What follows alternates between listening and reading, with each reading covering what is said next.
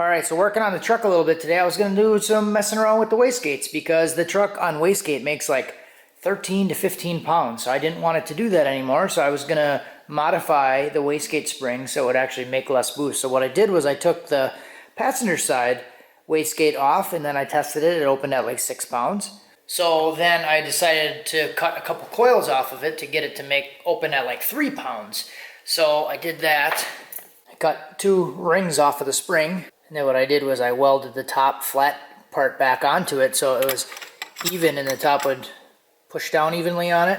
Put it back on the air compressor. And this is kind of my little rig that I was using here. I'm just using an old boost gauge with the little air guy and hook that up to the wastegate just to kind of ballpark where it's actually going to open on the gauge. So got that thing opening up at 3 pounds, decided to go over to the driver's side and do the same thing. Test the wastegate on the driver's side and see when it would open, and I got it to like 12 psi and it never opened. So I thought to myself, what in the heck is going on? The air compressor was on at the time, so I turned it off so I could hear what was going on and try to find where the air was coming out, and it was just blowing right out the top hole. So I thought I had a hole in the diaphragm. The diaphragm checked out, but 2 of these set screws that hold onto the shaft were completely fallen out of it. They were sitting down in the aluminum ring down here. So all the air that was coming into the bottom of the diaphragm was just blowing out these little holes. So I don't know how long it's been like that, but it's been like that for a while. Probably since pretty early driving the truck. I think on the dyno it made like 13 pounds on wastegate, and I think I have a couple videos or a video where I was mentioning that it was making higher boost than it was previously. So I'm guessing that something happened pretty early on where it's just always kind of making high boost. So that's got to be the reason why. So this one over here was like just probably spinning its balls off, trying to make a bunch of boost. And that one was trying to open at 6 pounds. So with the whole blowing air between the top and the bottom, this one is essentially operating like 100% duty cycle all the time. It has full reference to bottom and full reference to top all the time, regardless of what the controller's doing. And then only one wastegate was being controlled by the solenoid. So now I'm curious because I have my back pressure sensor in the passenger side and the passenger side was opening. And I thought it was a little strange that I had less than 1-to-1 back pressure all the time. So it'll be interesting to see how that changes. But now as I'm thinking about this, I like thinking through this. This is also the side that's been blowing this coupler out. So I thought it was from the engine torquing. But I wonder if this side is just trying to make a bunch of boost through the intercooler and it's not like evening out. Like it might be evening out once it gets combine at the bottom of the intercooler into the intake, but I wonder if this side is making a whole bunch of boost and the other side is not making that much, and that's why it's blowing this little coupler out. That's interesting. I wonder if that's the case. Yeah, so I wonder if this, like, in the intake it's making 25 and then maybe over here it's trying to make like 30 or more, but it's evening out. That's an interesting theory. I did have some extra like 6-pound springs, so I'm going to put that one back in. I'm not going to put the cut one back in there, and then we'll see where we end up. Because the reason I'm doing this is because I'm going to put a 4-port on it, and I'd like to get the boost a little bit lower. I'd like to get it maybe down into that 6 to 8 pounds on the street to be able to drive it, and then be able to turn it back up with the 4-port. Yeah, and these are just like the eBay, like $50, $60 DNA motoring, Speed Daddy type wastegates, and I've never had issues with these before. This is the first time I've ever really had an issue with these wastegates. That's why I always use them. And I think what I'm going to do is just Loctite these. This one I did Loctite and everything already, so what I'll do is I'll go through and Loctite these guys. So this one is actually loose. That one's tight. That one actually feels like it has some Loctite or something on it. But I guess this is kind of like the throttle bodies. You know, you gotta check them and Loctite the set screws. So we'll add that to the list. And then the other one was right down in here on the driver's side. That one was loose and it was just floating around in the bottom here. So yeah, I kind of feel like I dodged a bullet on this one because the reason I'm doing this stuff is I ended up changing that map sensor. So I changed that map sensor, well, kind of really because of Brian's issue with overboosting, torching the head. The Holley didn't catch it because the map sensor was maxed out and didn't hit boost cut. So that's kind of why I'm going through and doing all this stuff.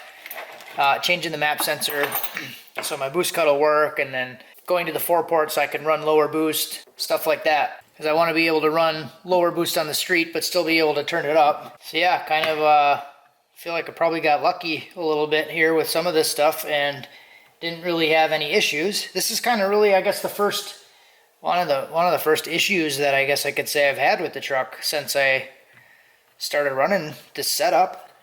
Haven't really had anything too big going on.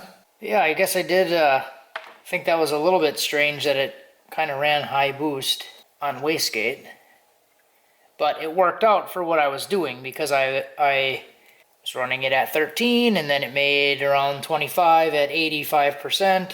And it worked well for what I was doing with the 3-port, so I kind of didn't really mind the higher wastegate pressure. But I guess I should have looked into it a little bit more because I knew that something wasn't really right, but I guess I didn't think about it because I was okay with where it was at. That should have been a red flag that when I have 6-pound springs in it that it's making 13, that something's not right.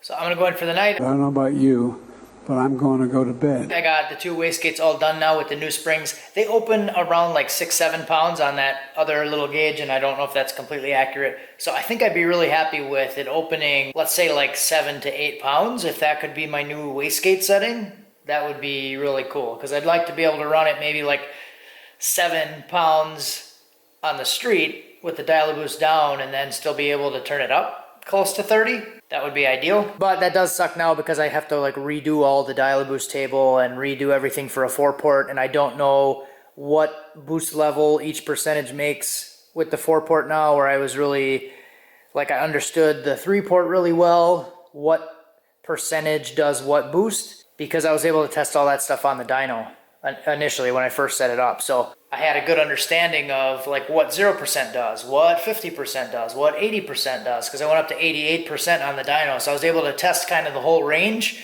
and then see what each boost level does and then build the dial-a-boost table based on that. So now I'm kind of starting fresh. So I'm gonna go in for the night. I'll put the wastegates back on and then go drive it tomorrow and see where it ends up.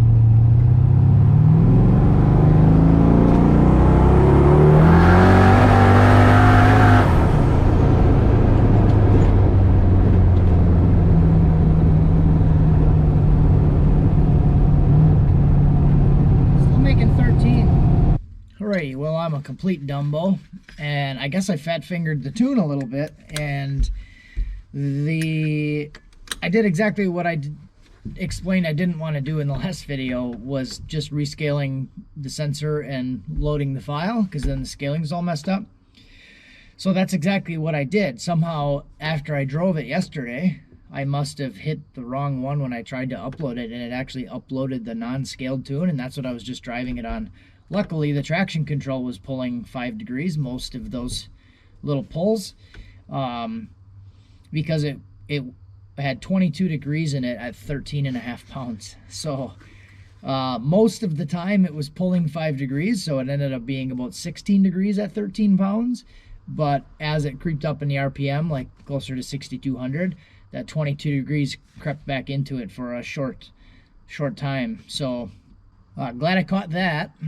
And I caught it when I actually went to download the file off the ECU, because I wanted to download the file off the ECU and then go look at the learn and look at the log, and the wrong file name popped up. So I deleted all of the extra old files off of the card. I moved them onto a separate folder now, so they're not even on the card. I just have one file now. But it was still making 13 pounds, so I may end up having to trim those springs a little bit, but I want to try it again, see what's going on, because it was pulling the timing a little bit, so that could be making it make more boost. So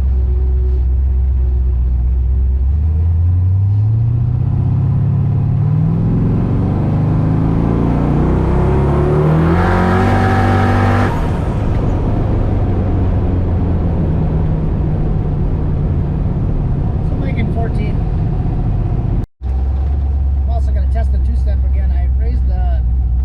RPM up to 4100, and then I added a rev. I raised the RPM up to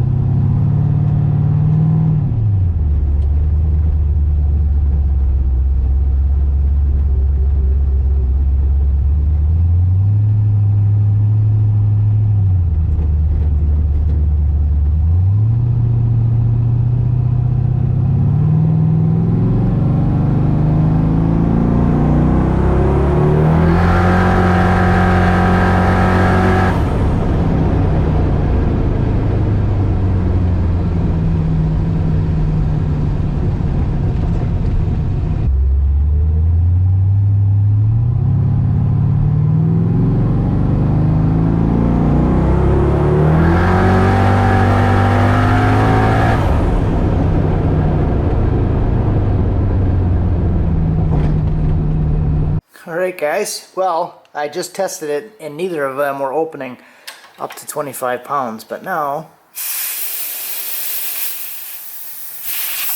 you can hear them opening. And I'm going up to about 7, 8 pounds, and they both do open. So I was curious when I got back. I popped the lines off of the 3-port and then I fed the junk right into the 3-port line that goes to the gates. So, and I just stuffed my hand inside the wastegate to feel the valve and then pressurized it, and it got up to 25 pounds and they weren't opening again. And it was still making 13 pounds of boost. Again, turned the air compressor off so I could hear what was going on. And the banjo fitting down here was just blasting air out of it. So I double washered that valve, or that banjo, because I have another banjo. So I had a spare banjo with another washer on it. Put that on there, now it doesn't leak. And I'm gonna go drive it quick and see if it actually makes like 8 pounds. That would be sweet. I think I'm just fixing it with leaks. It's just leaking, leaky leaks.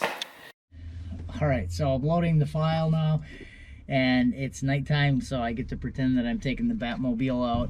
And I'm pretty confident that this is gonna be better. I might not make exactly 8, but I'm pretty confident that this is gonna work now. Yeah, I'm surprised that that thing was leaking that bad. It had copper washers on both sides, but it was still leaking. So double washered it, now it's good.